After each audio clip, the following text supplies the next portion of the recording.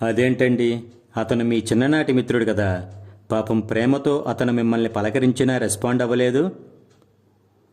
సొసైటీలో కొన్ని సందర్భాలలో ఇలాంటివి కామన్గా జరుగుతుంటాయి. కామన్ అంటే మీరన్నట్లు వాడు నేను చిన్ననాటి మిత్రులమే, కానీ ఇప్పుడు నేను one of the richest persons in the world. అలాంటి నేను వాడిని పలకరించాననుకోండి, ఈ పార్టీలో ఉన్న గొప్ప గొప్ప వాళ్ళ ముందు పరువు పోతుంది.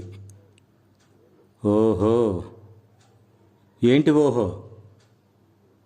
మీరు మనీ విషయంలో మౌంట్ ఎవరెస్ట్ రీచ్ అయ్యారు, కానీ క్యారెక్టర్ విషయంలో ఒక్క అడుగు కూడా వేయలేకపోయారని అర్థమవుతుంది. ఏంటి, నేనెవరో తెలుసా? ఆపవయ్యా, నువ్వెవరో నీకు తెలియదు కాబట్టే చెబుతున్నా, గమ్ము నుండి విను. ఈ ప్రపంచంలో నాకు తెలిసి ఆస్తిపరుడు ఒక్కడు కూడా లేడు.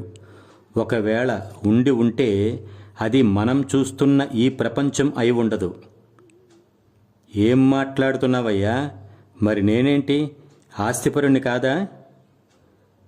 ఒక్క ముక్కలో ముగిస్తాను, వినండి.